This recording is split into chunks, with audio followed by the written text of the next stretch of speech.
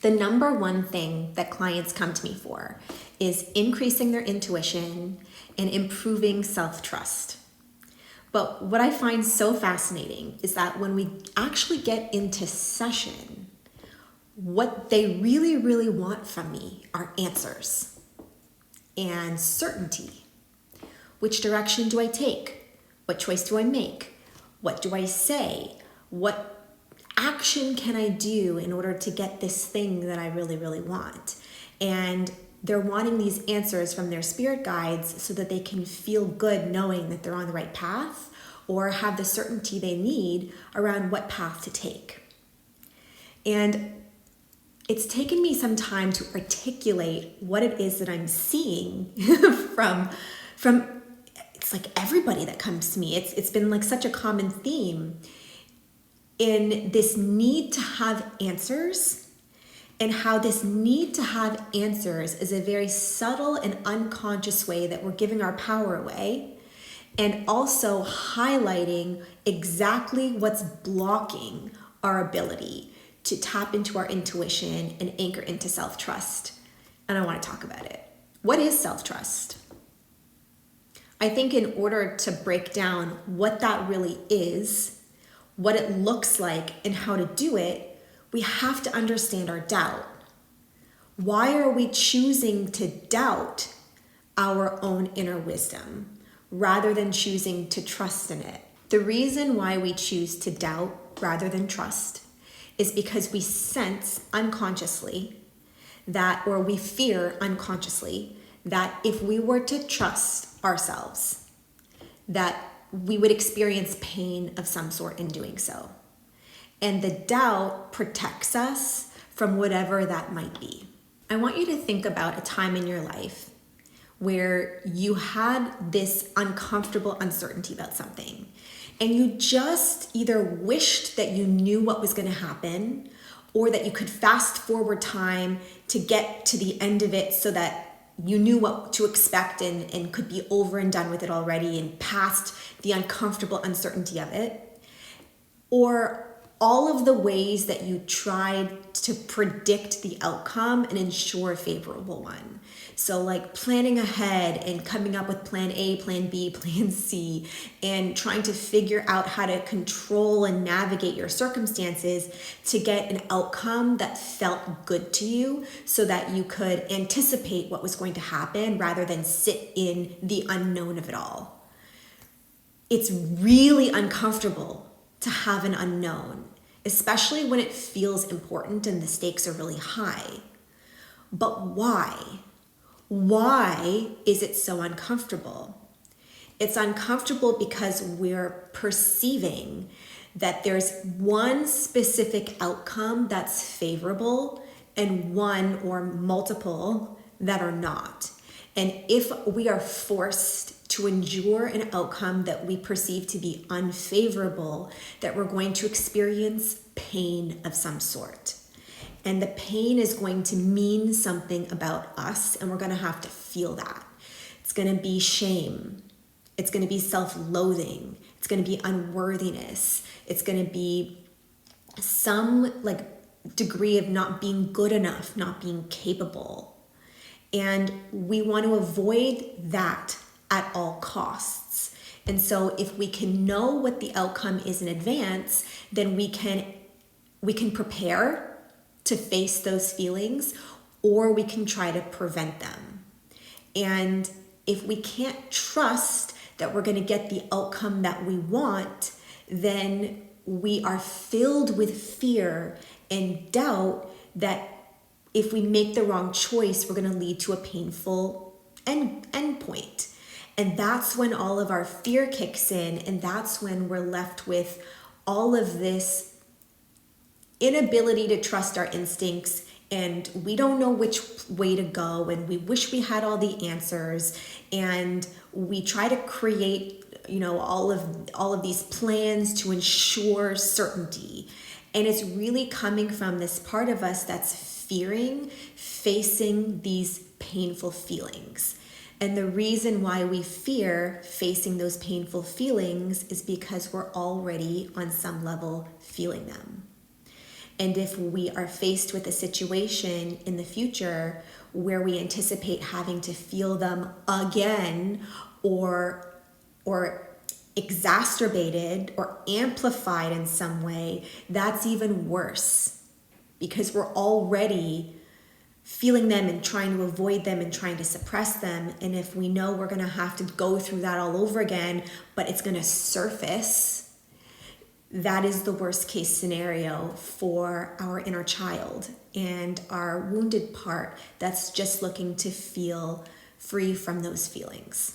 And so doubting our ability to trust ourselves is protecting us from that worst case scenario where we're going to have to face the things that we're already feeling about who we are, that we don't want to feel anymore.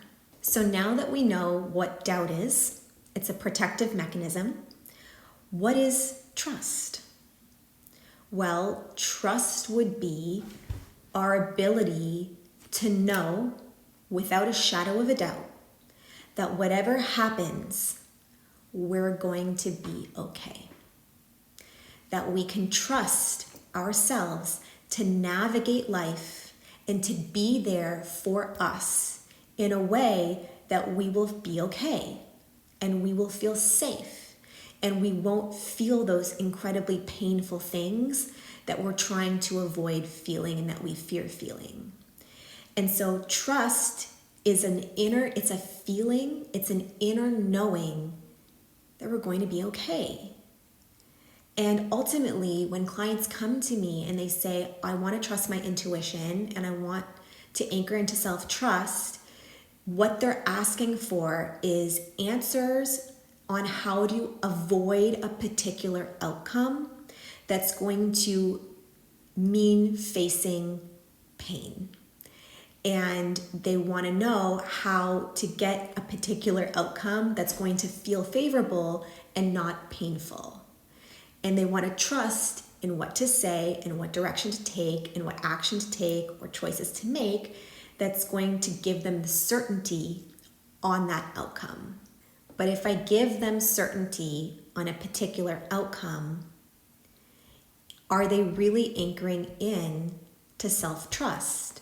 Are they really learning how to trust their intuition and know that regardless of what happens, they're going to be okay? No, because they're relying on a specific outcome to guarantee their own safety. And their safety is not unconditional anymore. Their ability to hold themselves with compassion is not unconditional, it's conditional to their circumstances. And I'm simply feeding in to their doubt, not their trust. So now the question becomes, how do you build self-trust? How do you learn to trust your intuition? Well, if self-trust and your intuition is a feeling, an inner knowing that you're going to be okay, that you can trust yourself to hold yourself in a loving and compassionate way with confidence that regardless of what choice you make and regardless of what outcome it elicits, that you're going to be okay, then self-trust and your intuition are created and fostered in the now. And you do that by learning to be okay inside of who you are and what your circumstances are now, and not needing a particular outcome in order to create the change that you're looking for, but rather feeling the okayness that's here and the love and the compassion that's here, not the one that's on the other side of a future potential, but the one that's available to you now. And how do you do that?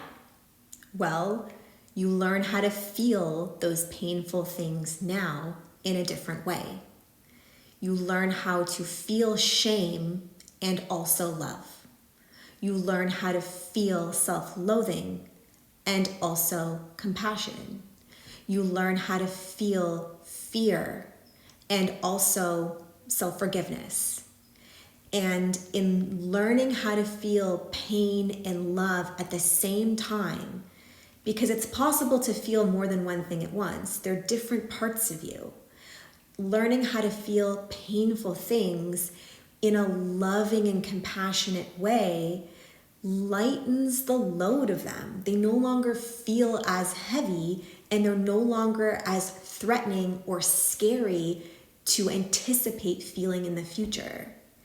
And when feeling painful things is no longer as painful to feel, then you no longer feel the need to control every circumstance and to have all the certainty in the world that you're going to have a very specific outcome that guarantees that you won't have to face pain in the future, because it won't feel scary to do so. And then you can learn to trust your intuition and to anchor into self-trust, knowing that regardless of what choice you make, regardless of what you say or what direction you take or what outcome those things elicit, you're going to be okay, because you know how to feel what's here in a way that's not so heavy and painful and scary anymore.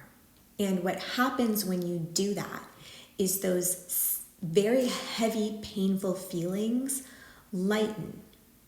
And the somatic experience of them, like the heart palpitations and the clenched jaw and the dropping feeling in your stomach and the heaviness in your chest that come along with them, lighten. And what's beneath that is this loving truthfulness that surfaces. Once the noise of those painful feelings dissipate, your truth rises to the surface.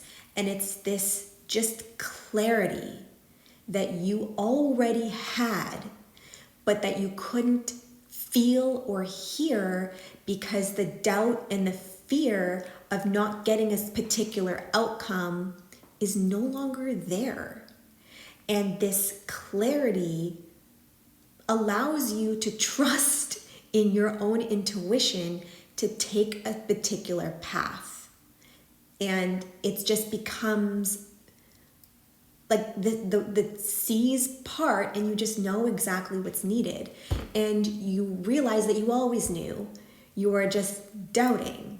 And now we know why. It was a protective mechanism. So the way to build self-trust and the way to learn to trust in your intuition isn't in guaranteeing an outcome. It's not in learning a skill that you are missing. It's not in developing this inner wisdom that was missing. It's learning how to be with the parts of you that fear your own thoughts about you, your own self-loathing, your own shame, your own unworthiness, holding those feelings with compassion, learning how to rewrite those belief systems in time, and in doing so, those heavy, painful feelings feel lighter. They're not as scary to face. They dissipate when you allow them to move through you, and you can access the inner knowing, the inner trust, the inner wisdom, the inner intuition that was always and already there. And trust in your ability to follow it, and trust in your ability to be there for you regardless of what happens on the other side of it, and trust that you're going to be okay through it all.